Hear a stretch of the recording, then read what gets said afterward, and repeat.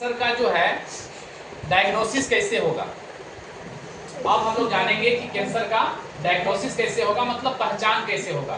तो सबसे इम्पोर्टेंट इसका पहचान करने का तरीका है वो है बायोप्सी।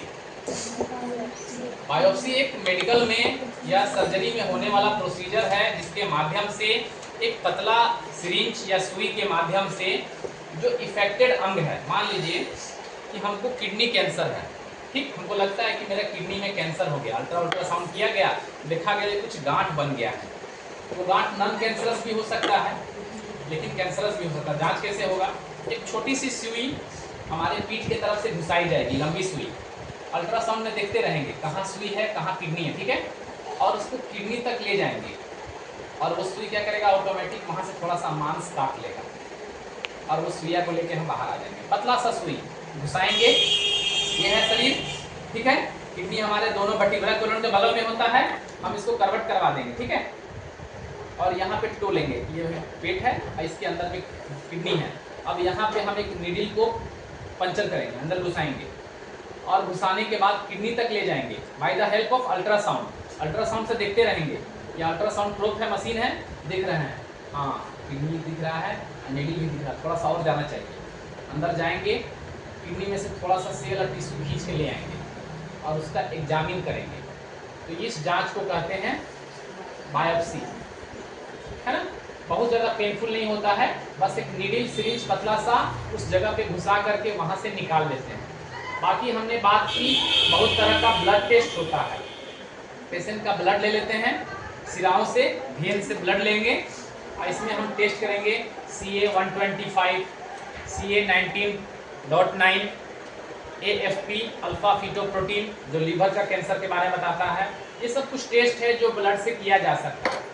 इसके बाद हम लोग CT स्कैन, MRI, फीमेल का अगर ब्रेस्ट में कैंसर का शक है तो मेमोग्राफी हम लोग करा के कैंसर का पता लगा सकते हैं। ये सब हुआ उसके कुछ डायग्नोस्टिक। अब आते हैं इसका हम लोग ट्रीटमेंट में। एक्चुअली ट्रीटमेंट जो है सबसे इसका इम्पोर्टेंट पार्ट है, क्योंकि अगर किसी को कैंसर हो गया तो क्या करना चाहिए। सबसे इसका जो कॉमन हम लोग करते हैं कैंसर में वो है सर्जरी। एक्सटेंडेड सर्जरी करते हैं। क्या करते हैं? Extended surgery. मान लीजिए इस पार्ट में कैंसर है, ये जो कोलो लिखा हुआ है इस पार्ट में कैंसर है, हम लोग एक्सटेंडेड क्या करेंगे, यहाँ से नापेंगे इतना, इधर से इतना, इधर से इतना, इतना, और ये पूरे पार्ट को काट के निकाल देंगे। इसको क्या बोलते हैं? Extended surgery. एक्सटेंडेड सर्जरी, बढ़ा के सर्जरी।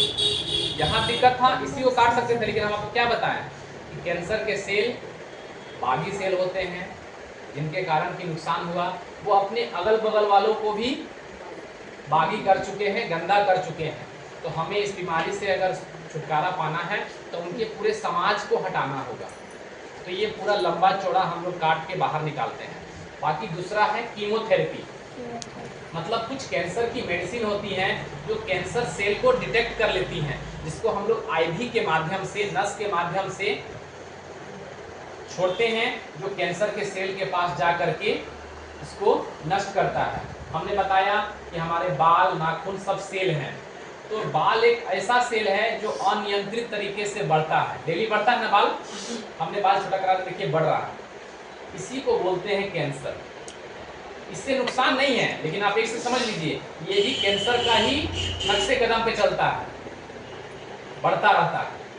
हाथ गोड़ बढ़ रहा है मेरा, जो मेरा हाथ का लंबाई, अंगुली का लंबाई है ना, आपके देखिए 10 साल के बाद भी इतने रहेगा, लेकिन बाल का लंबाई बढ़ जाएगा। तो इसीलिए जब कीमोथेरेपी किया जाता है तो पेशेंट का बाल झड़ने लगता है, क्योंकि जो दवा है ना देखता है बाल को, कहता है साला ये तो कैंसर है, दिन रात साला देखते हैं तो बढ़ रहा पूरा साले। तो क्या करता है,